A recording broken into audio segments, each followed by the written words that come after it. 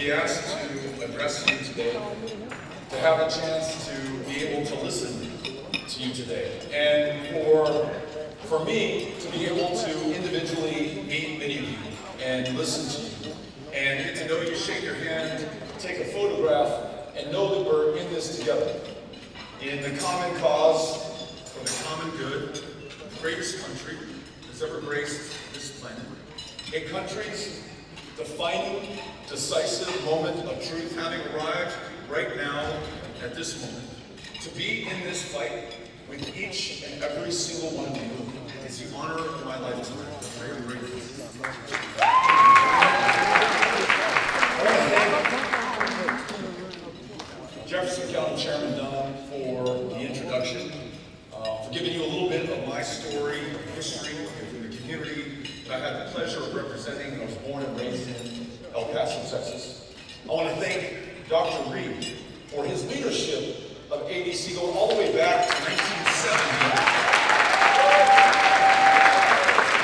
And for his invitation to me, welcoming a stranger from far west Texas into this state and into this organization. The ability to learn your history and your stories and make sure they are reflected in the campaign that we are running and the service that I want to provide. I want to thank the volunteers from our campaign, some of whom are here in Alabama, some of whom have traveled from outside of Alabama. Greatest volunteers out there in this country right now. I want to thank you all for being here, and the love and the encouragement and the support that you are constantly giving to me. Know that it strengthens my heart. It makes me stronger as a candidate, stronger as a person, and I'm grateful. I want to thank all of the elected officials who are here today. Met so many members of city councils, so many county commissioners. This is a level of government where the rubber meets the road. And I know that from having served on the city council, you are literally doing the highest form of public service, and I want to thank you for that. I want to thank some of the newly elected officials that are here with us today. I just met Tim Ragland, the mayor-elect of Talladega, who won in a landslide of 23 votes. And I know makes his community, makes his state, makes his country so proud. It was an honor to meet you here today, Mayor-elect. And then, not just in Montgomery, not just in Alabama, but all across the country, we are reading about and hearing about Stephen Reed, his election gives all of us so much hope, represents so much goals and potential in this country, so we're grateful to you.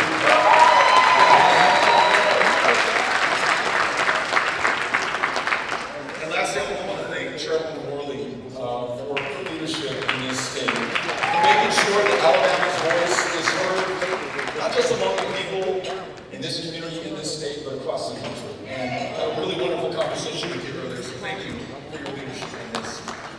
I made clear to Dr. Reed when I first got here, and I want to share this with everyone here. I'm from the Chihuahuan Desert in El Paso, Texas. So this rain that you're experiencing is not my fault. I did not bring it with me. It pre-existed my presence here.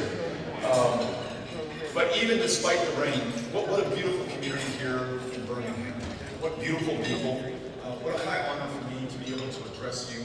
And not only to learn your story and your history, which I've been doing over the past 2 days, but to have a chance to connect with you with my story and my history from the town of El Paso, Texas. I mentioned it's in the Chihuahuan Desert at an elevation of 4,000 feet at the foot of the Rocky Mountains. It's also connected to Ciudad Juarez in Mexico. And together those two communities, El Paso and Juarez, form the largest binational community anywhere in the Western Hemisphere, one of the largest binational communities anywhere in the world. There are 3 million of us from either side of the border, speaking Spanish on one side, English on the other, families, economies, cultures, and histories connected at this one point where the Rio Grande River does not divide or separate us, but instead joins us. Those 3 million people in the valley, in the Rocky Mountains, on the Rio Grande River, or the Rio Bravo, as they call it in Ciudad Juarez, form something far greater far larger, far more powerful than the sum of their parts or the number of people involved. That is the community in which I was raised.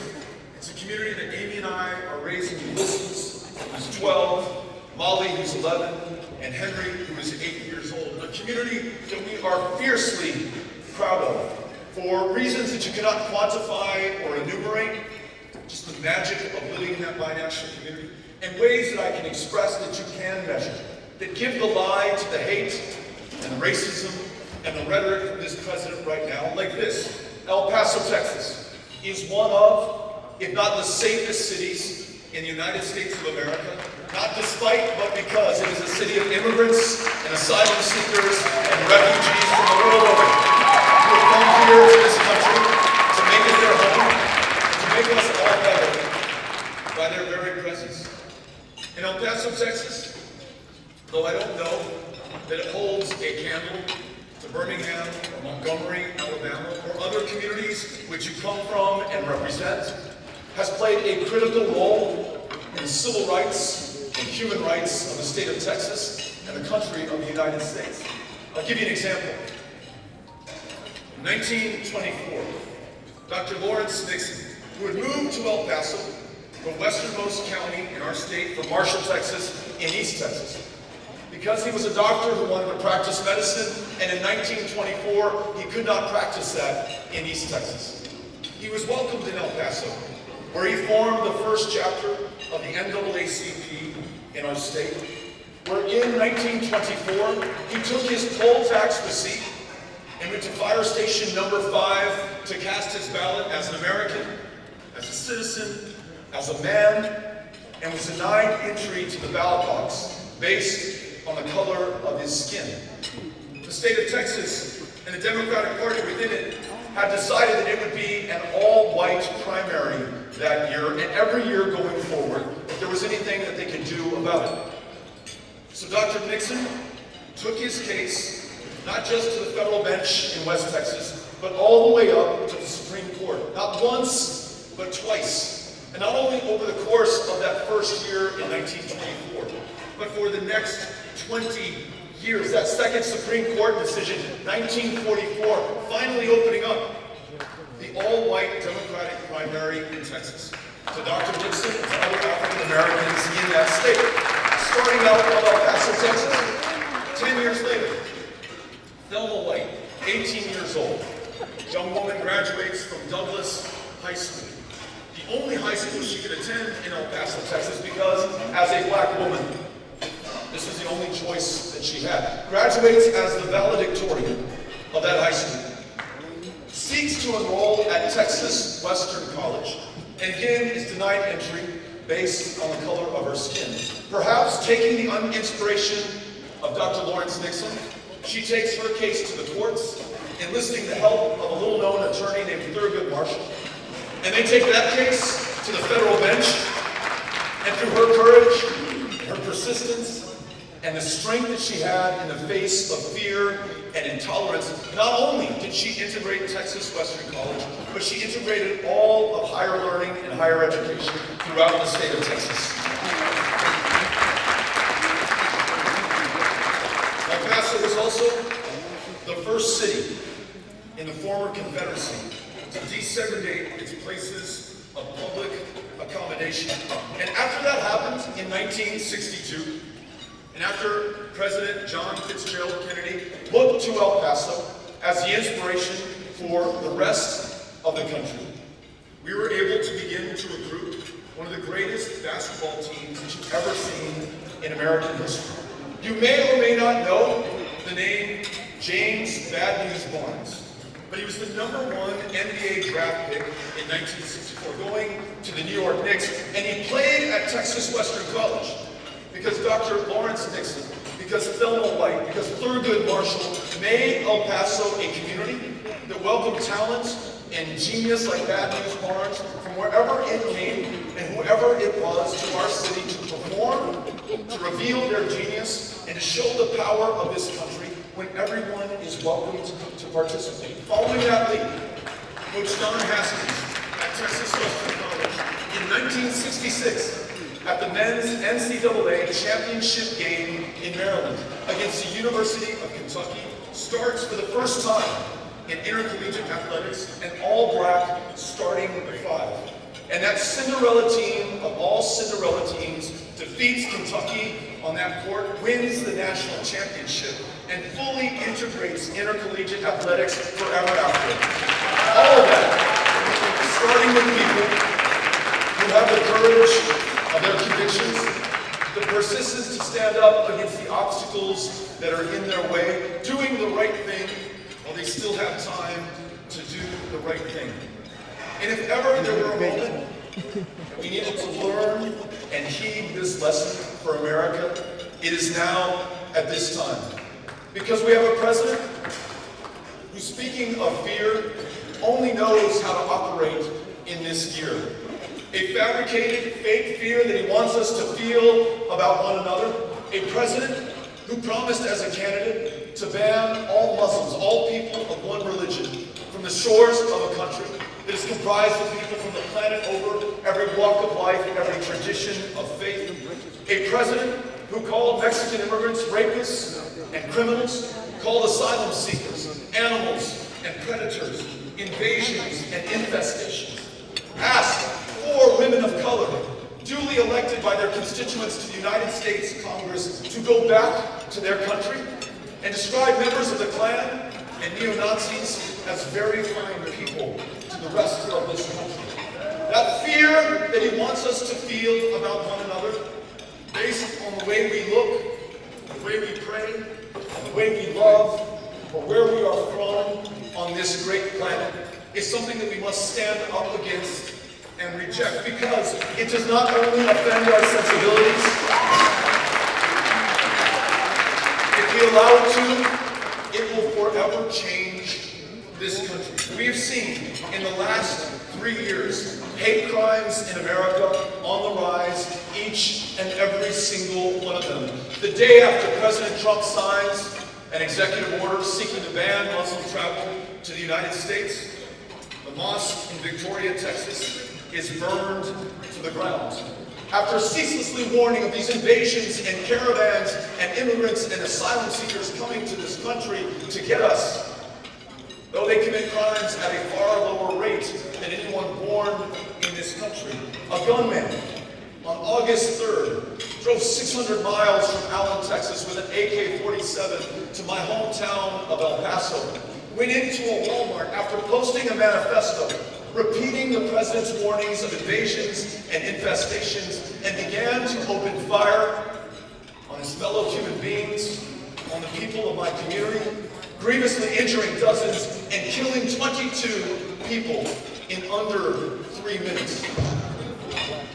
I tell you this, and I use the example of El Paso, because despite my obvious pride in the role that our community plays in the civil rights history of America, despite what I think we represent to this country and to the rest of the world about the genius of America, being able to integrate people who come from everywhere and call this country home, trying to do better for themselves and their kids, but also seeking to do better for all of us, we are still connected to the rest of this country. As Dr. King reminded us, each of us is caught in an inextricable network of mutuality, tied in a single garment of destiny.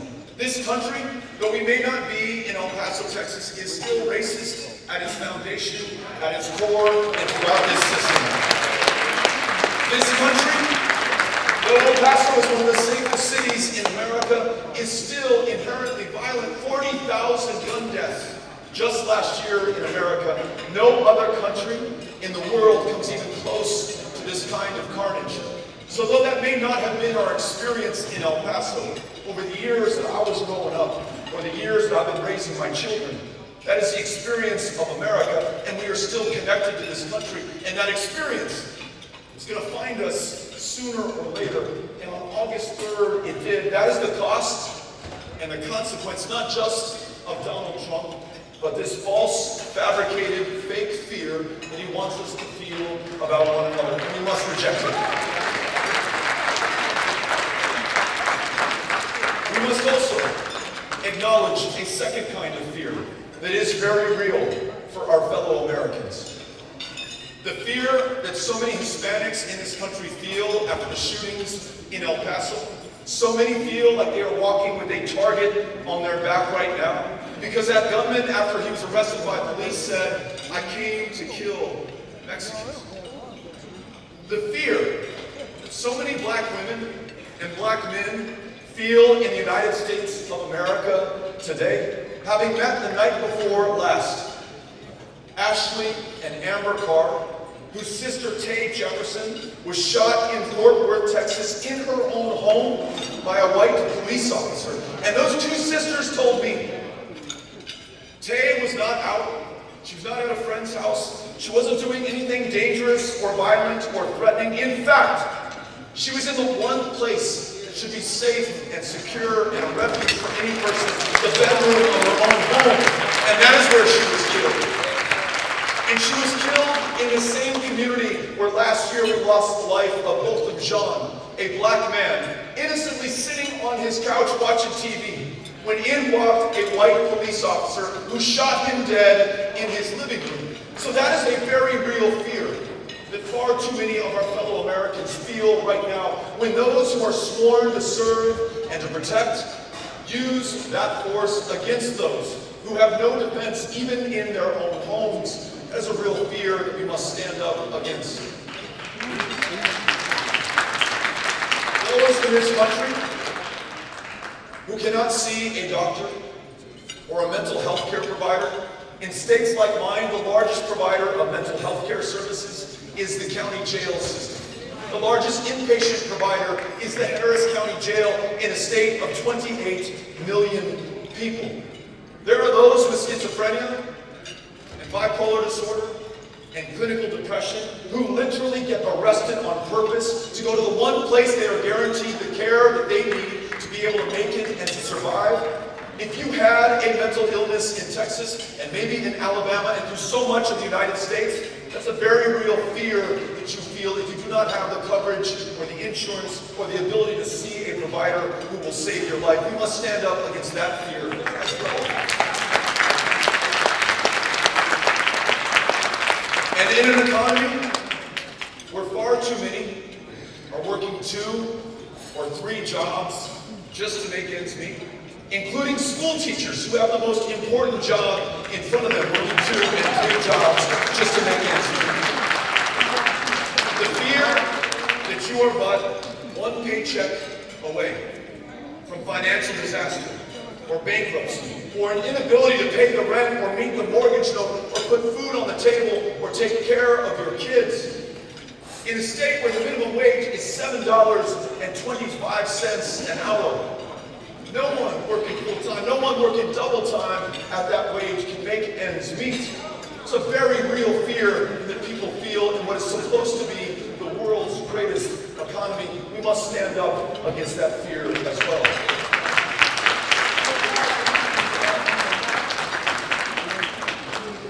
And then there's this, and I know that many here are tempted to feel this fear as well.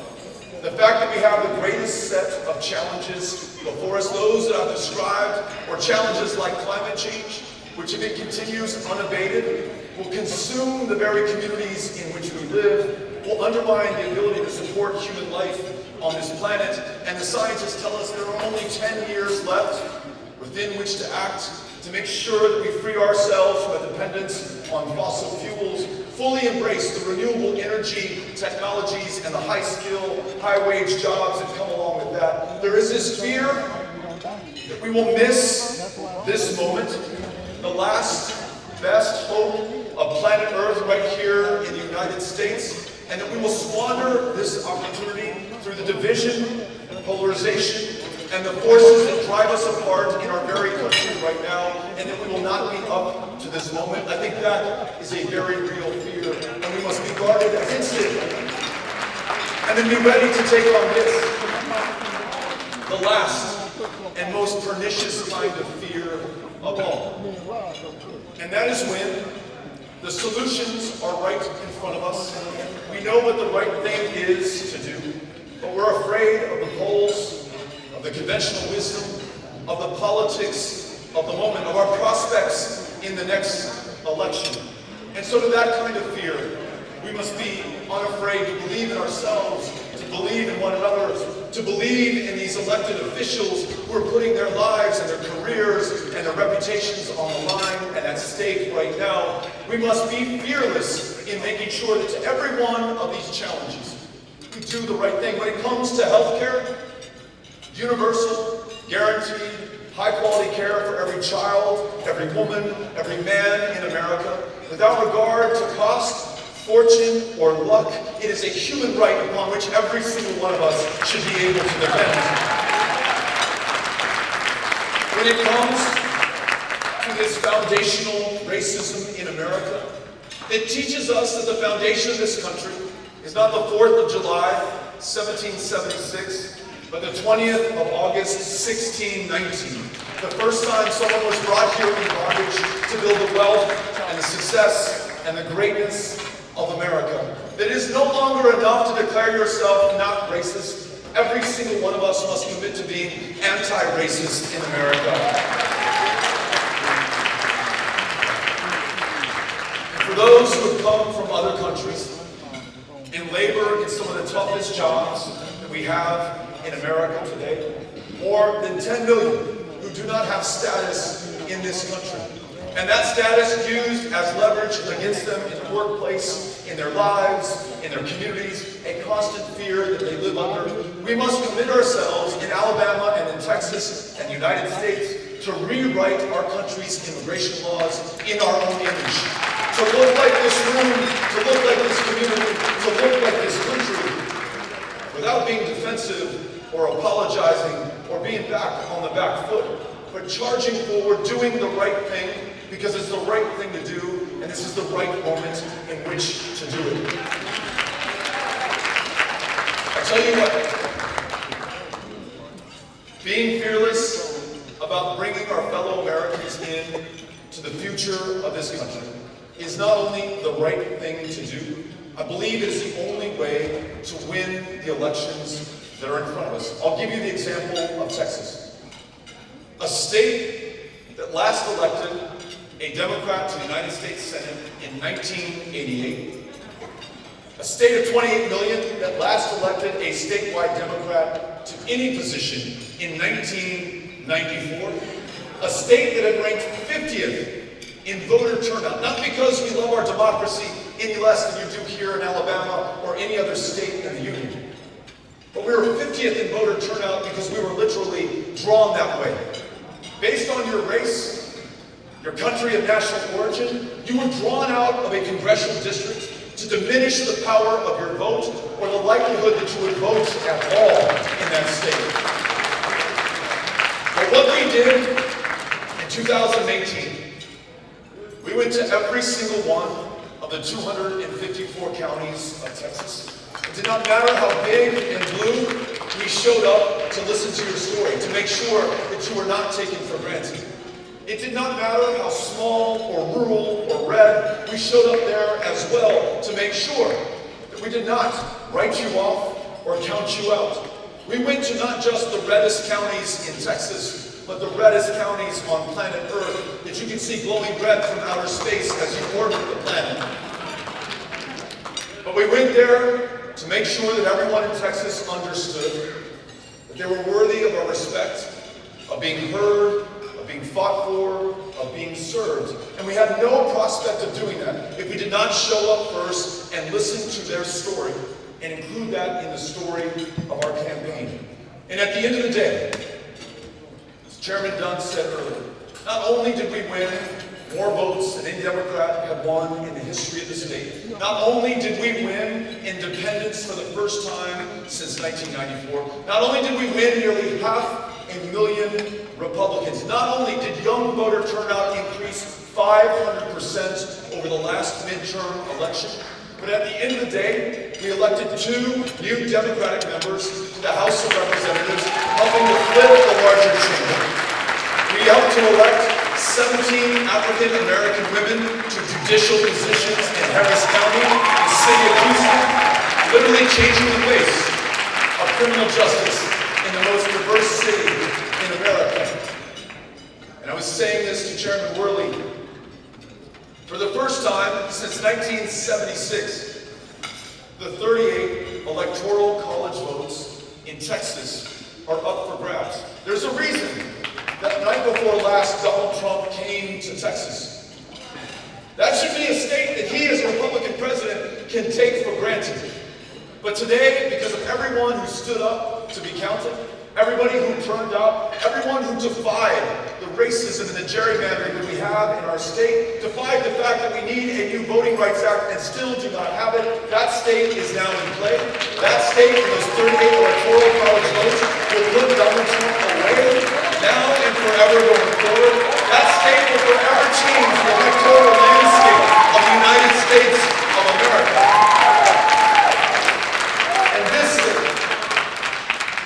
also for so long, counted out when it came to the general election in November of any presidential year. This state is standing up to be counted at this moment. This state will have a decisive, defining role to play in this next election and every election going forward. We just have to put our minds to it and decide if we're going to do it.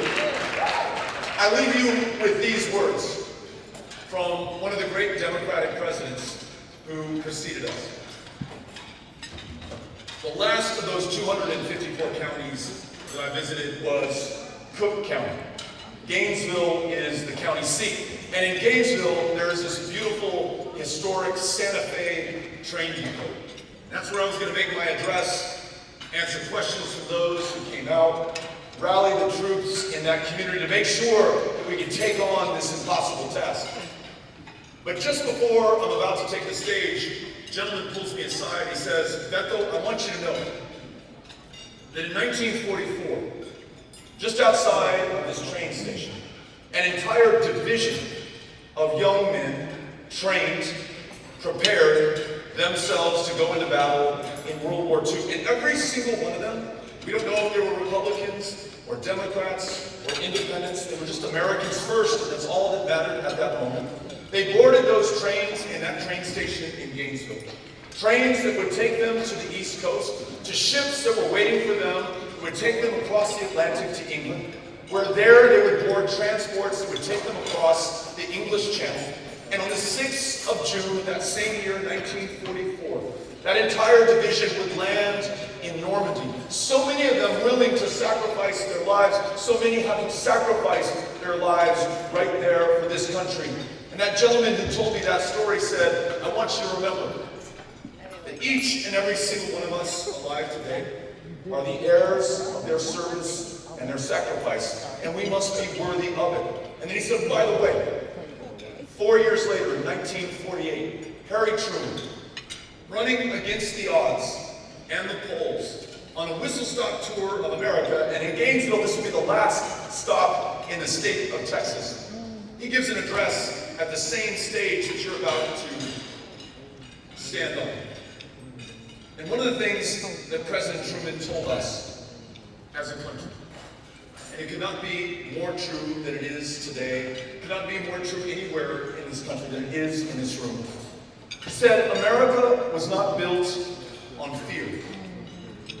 Instead, we were built on courage, on imagination, and an unbeatable determination to do the job at hand." Those words describe us at this moment. And if we choose to rise to this moment, to overcome these challenges, this right here could be the greatest generation this country has ever known. So let's make this decision. We're going to stand up and get after it. Make sure that Alabama and Texas and every state in the union is in play in the most important election of our lifetimes.